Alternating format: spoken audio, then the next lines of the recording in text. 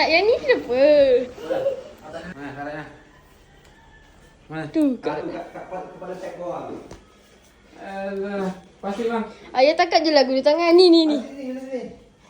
Bawa plastik kali tu. Ni, lu buang. Itu. Mami cakap dia nak buat masak kari. Cakap.